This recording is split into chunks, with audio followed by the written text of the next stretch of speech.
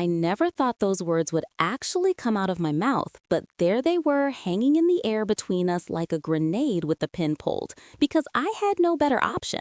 The look on Trevor's face when I said it, I'll probably remember that till the day I die. Not that I feel bad about it or anything. I mean, he's the one who cornered me with that question in the first place. What was I supposed to do? Lie? I'm Bianca, 33, and I guess this is the story of how my marriage imploded. And now I'm staring at an eviction notice I can't afford to fix. It all started 3 weeks ago when Trevor and I were having dinner. Nothing special, just takeout from that Thai place down the street that he likes more than I do. He'd been quiet lately, but I figured he was just being moody like usual. Then, out of nowhere, he puts down his fork, looks me dead in the eyes, and asks, "Bianca, why did you marry me?" Just like that, all serious, like he'd been practicing it. I almost laughed, honestly. 6 years of marriage, and now he wants to know why.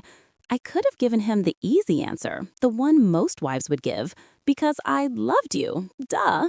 But something in me just snapped. Maybe it was the way he asked, like he already knew the answer and was just testing me. Or maybe I was just tired of pretending. Because I had no better option at the time, I said, then took another bite of pad thai like I just commented on the weather. You were stable, you had a decent job, and you were obsessed with me. It seemed practical. The color drained from his face so fast I thought he might pass out. Practical? He repeated like he was trying out a foreign word. So you never loved me? I rolled my eyes. See, this is exactly what I mean about him being dramatic. Does it matter now? We've been married 6 years. What did you think was going to happen when you asked me that question? That I'd gush about how you're my soulmate? Grow up, Trevor. Looking back, maybe I could have softened it a bit, but honestly, his constant need for validation was exhausting.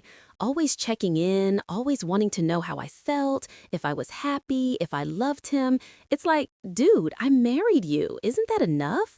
Do we have to keep talking about feelings every 5 minutes? I didn't tell him that when he proposed. I actually waited 3 days before saying yes because I was hoping my ex would call, or that I'd spent the first 2 years of our marriage wondering if I'd made a mistake, or that sometimes when he touched me, I had to force myself not to pull away. Some truths you just keep to yourself, you know? But that night, with that one direct question, it's like he was asking for the knife. The worst part wasn't even what I said, it was how he reacted. No yelling, no storming out. He just sat there, nodding slowly like I'd finally confirmed something he'd suspected all along. Then he quietly got up, put his plate in the sink, and went to the spare bedroom. No drama. And somehow, that felt worse than if he'd thrown the plate against the wall. The next morning, he was gone before I woke up. Left for work early, I figured. I sent him my usual text asking him to pick up milk on the way home, acting normal, you know? He didn't answer, which was weird because Trevor always answers, always. By that evening, when he still wasn't home, I was actually starting to worry. Not like concerned for his safety worry, more like who's going to take out the trash tomorrow worry. He finally came home around 10, smelling like he'd been at a bar. Trevor hardly ever drinks, so I knew something was up. I was sitting on the couch scrolling through Instagram when he walked in, and I made sure to keep scrolling like I hadn't been checking the time every 5 minutes. "Where have you been?" I asked, not looking up from my phone. "I texted you about the milk." "I needed some time to think," he said, standing there in the entryway like he was a guest in our apartment. "About what you said last night." I sighed and put my phone down. "Are we seriously still talking about this? I was just being honest. Would you rather I lied?" "No," he said quietly. "I'm glad you were honest. It explains a lot." Something about the way he said it made my stomach drop, like he was already somewhere else. For the first time, I wondered if maybe I'd gone too far. Not that I'd admit that to him. "Whatever," I said, picking my phone back up. "Just don't forget the trash needs to go out tomorrow." I could feel him staring at me, but I kept scrolling, double-tapping a photo of my friend Melissa's vacation in Cabo. She was there with her husband, all smiles and sunset cocktails. I found myself wondering if she really loved him or if she'd settled too. Trevor didn't say anything else. He just went to the bathroom, took a shower, and then went back to the spare bedroom. That was the first night in our marriage he didn't kiss me goodnight, even when we were fighting. And despite everything I'd said, I lay awake for hours, listening to the unfamiliar silence from the other side of the wall. I didn't know it then, but that silence was just the beginning.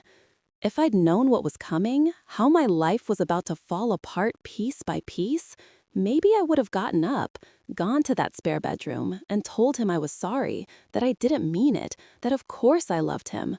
But I didn't. I just lay there, telling myself he'd get over it by morning.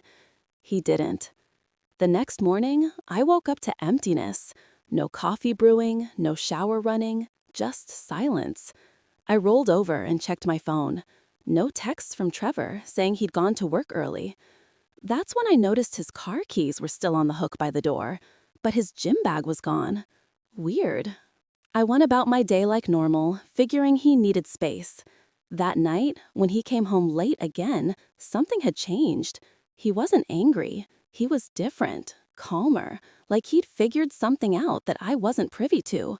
"I opened a separate checking account today," he said while microwaving leftovers. Just announced it like he was telling me about the weather.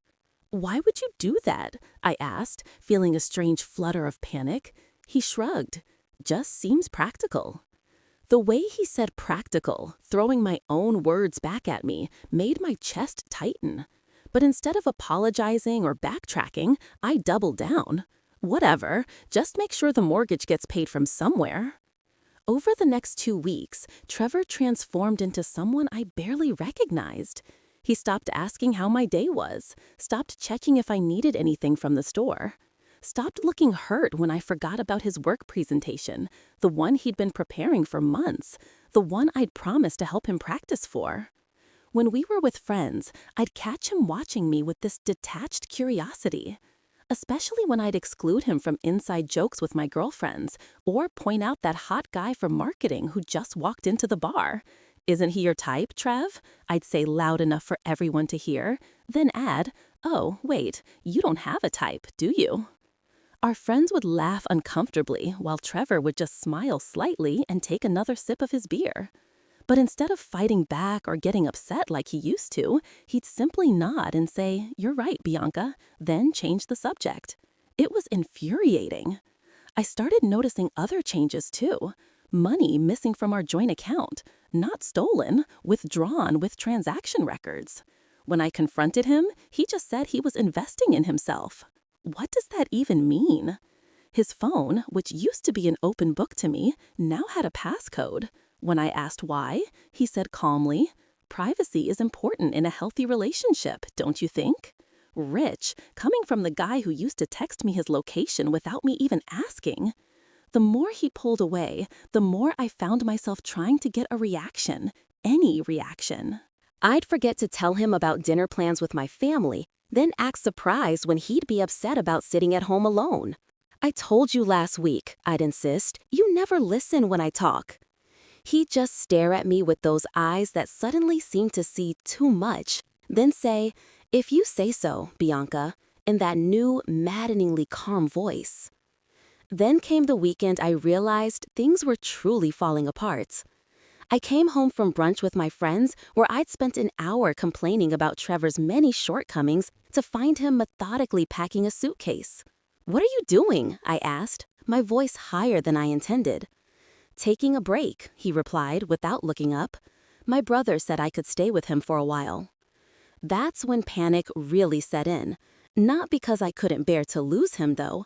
The thought of facing our friends and family and admitting my marriage had failed was humiliating. But because I suddenly realized how much I depended on Trevor for everything. Our apartment that I definitely couldn't afford on my own, the car payments, the health insurance through his job, even the stupid little things like killing spiders and remembering which day was trash day. "You can't just leave," I said, trying to sound firm, but hearing the desperation in my voice. "We're married. You took vows." Trevor finally looked up at me, and the clarity in his eyes was terrifying. "So did you, Bianca, for better or worse, remember? Not until someone better comes along." That's not fair, I sputtered. I've been committed to this marriage. Have you? He asked quietly, zipping his suitcase. Because from where I'm standing, you've spent 6 years making it clear that I was your backup plan, the safety net you settled for. That's not what I meant, I backpedaled. I was just being honest that night. Everyone settles in some way. No, Bianca, not everyone settles. Some people actually love their partners. The simplicity of his statement hit me like a slap. I switched tactics. Look, I'm sorry if I hurt your feelings, okay? But you can't throw away 6 years because of one comment I made when I was tired and irritated. It wasn't one comment, he said, picking up his suitcase. It was just the first time you were honest about how you really feel. As he walked toward the door, something inside me snapped. I couldn't let him leave, not like this, not when I wasn't prepared. I grabbed his arm. Trevor, please, I didn't mean it. I do love you. I was just, I don't know, trying to hurt you because I was angry about something else. He looked down at my hand on his arm, then back at my face, searching for something. Sincerity, probably. I tried to make my eyes well up with tears, a trick that had always worked before when I needed to end an argument quickly. You know what's sad? He said softly. I can't even tell when you're being genuine anymore. Then he gently removed my hand and walked out the door. I spent that night alternating between crying and furiously texting him to demands to come home and talk about this like adults. He responded only once. I need space to think. I'll contact you when I'm ready. By Monday morning, when I calmed down enough to think strategically, I realized I needed to get him back, at least until I figured out a backup plan. I checked our bank accounts and felt sick. He'd withdrawn exactly half of our savings. Not all of it, not more than his share, exactly half. Like he'd been calculating this for weeks. 2 silent weeks passed. Trevor wouldn't answer my calls, responding only to texts about practical matters. Bills are paid through the end of the month, he wrote when I asked about finances. No, I miss you. No, can we talk? Just cold facts. Meanwhile, I was falling apart. I'd catch myself opening the fridge and staring blankly, forgetting what I needed. I'd wake up in the middle of the night reaching for his side of the bed. Not because I missed him, I told myself, but because I was used to him being there. My friends started asking questions. Where's Trevor? They'd text before get-togethers. I fed them a story about him working late, traveling for business, anything to avoid admitting the truth. I maintained different stories for different people. To my parents, Trevor was swamped with work. To my close friends, we were going through a rough patch. To my coworkers, everything was great. It was exhausting keeping the facade up, especially when Jenny from work spotted Trevor having lunch with some woman. They look pretty friendly, she reported, watching my face carefully. I laughed it off, saying he was probably networking, while inside I was seething. How dare he move on already when I was stuck in limbo? By the 3rd week, desperation set in. I sent him a carefully crafted text. We need to talk about our future. I've been doing a lot of thinking. Surprisingly, he agreed to meet at a coffee shop, neutral territory. I spent hours getting ready, choosing an outfit that reminded him of our early dating days, practicing what I'd say. I'd be vulnerable but dignified, understanding but firm. I'd remind him of our history, our commitment, our vows. When I saw him walk in, something lurched in my chest. He looked good, better than he had in months. He'd gotten a haircut, was wearing new clothes I didn't recognize. He seemed lighter somehow, without me. Thanks for meeting, I said when he sat down, trying to sound casual while my heart raced. I've missed you. What did you want to discuss? He asked, not unkindly, but without returning the sentiment. I took a deep breath and launched into my prepared speech. How marriages have ups and downs, how perhaps we both needed to communicate better, how despite everything I'd stayed committed to our marriage because I took my vows seriously. I can't help feeling like you've given up on us, I said, allowing my voice to tremble slightly. While I've been here, still wearing my ring, still honoring our commitment, regardless of my feelings. Because that's what marriage is, Trevor. It's staying even when it's hard. I reached for his hand across the table, relieved when he didn't pull away. I know I said some hurtful things, and I'm sorry, I was just lashing out. You know, I care about you. I studied his face for signs. My words were landing. For a moment, I thought I had him. Then he spoke. "Bianca," he said quietly, "do you remember last year's anniversary dinner?"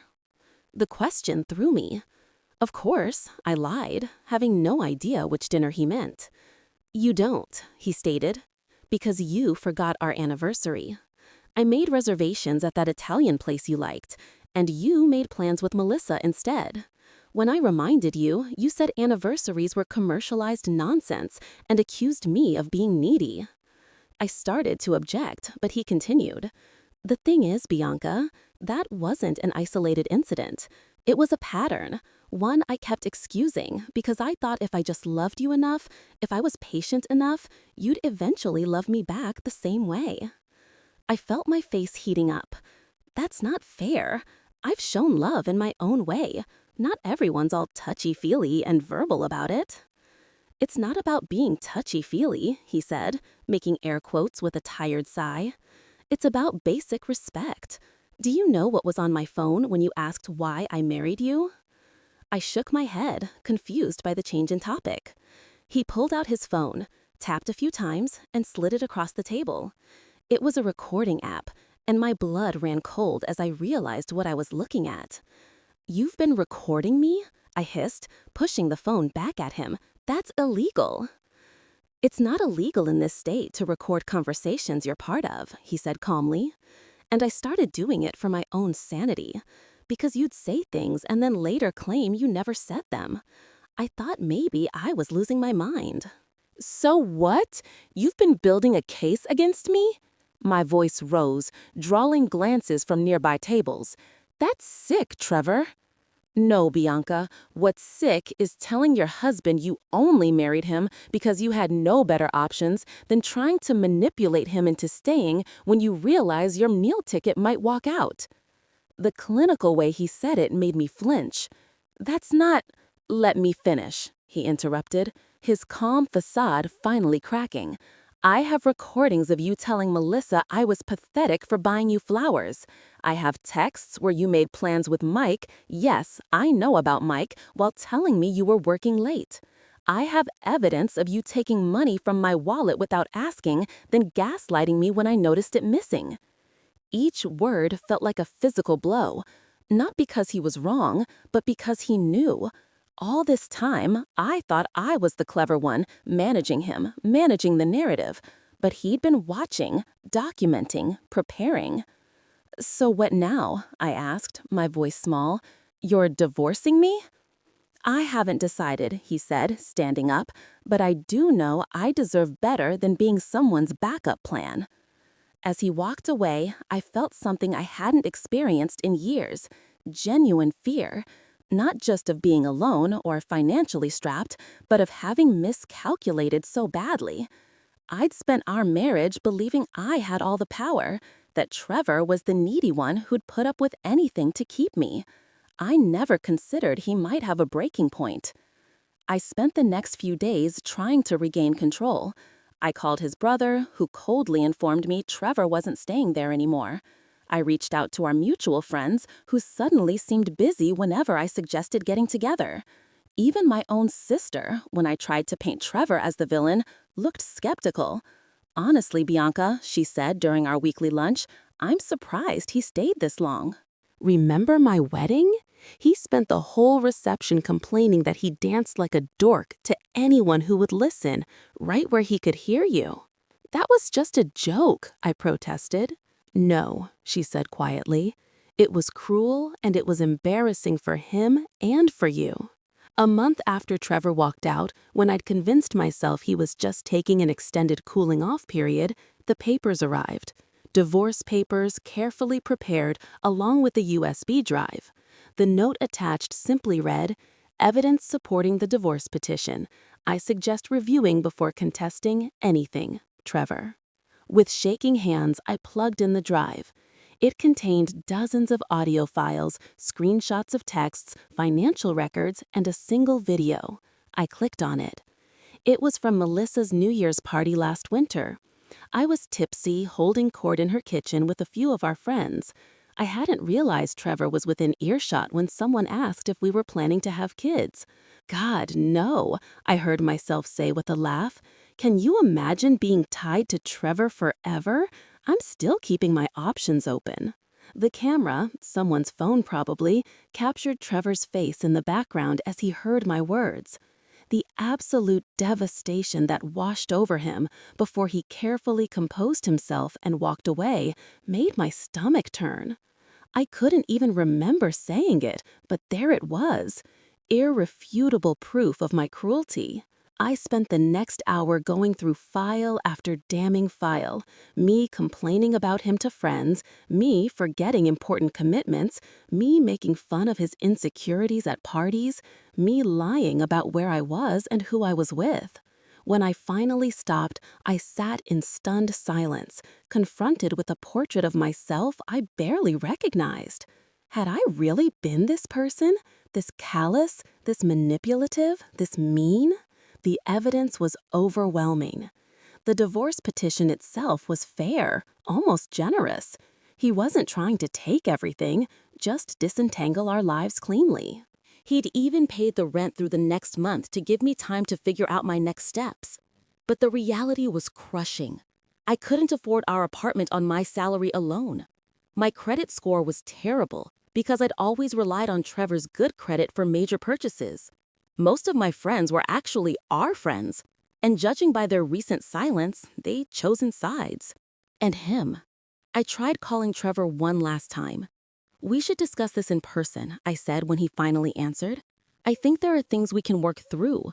"There's nothing to discuss," he replied, his voice devoid of the anger or hurt I'd expected.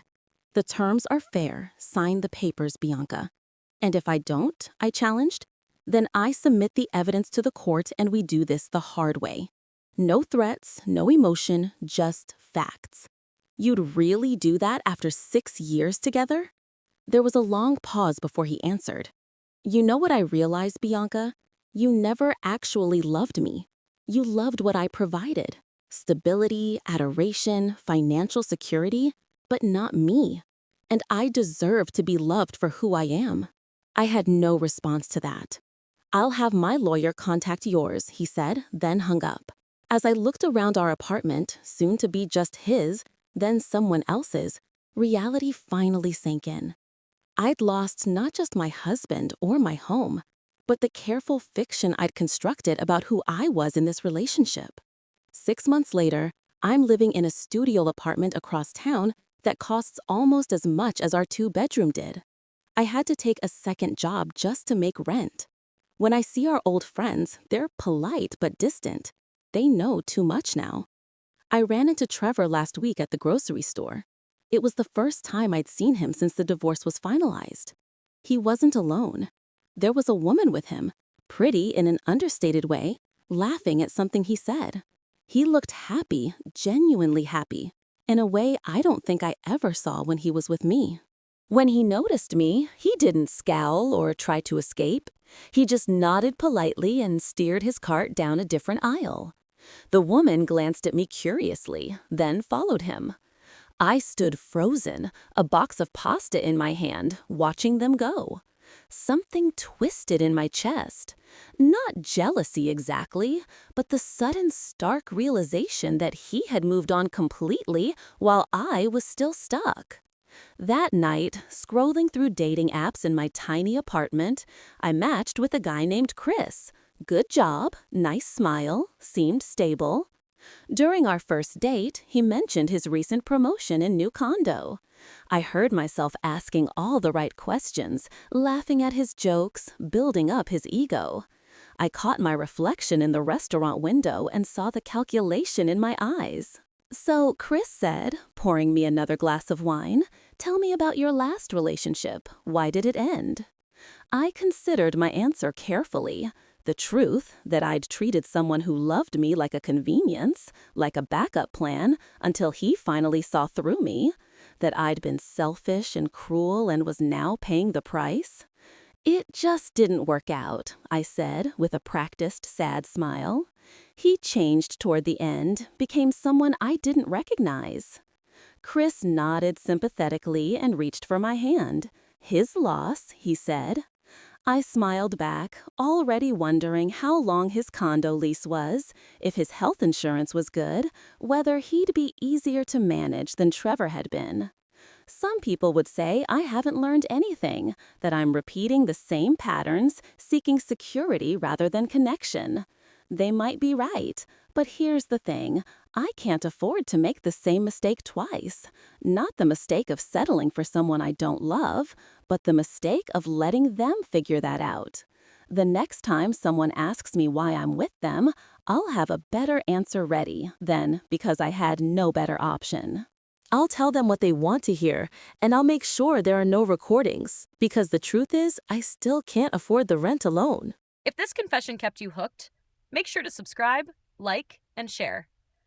We share powerful true stories every day that explore the complex realities of life.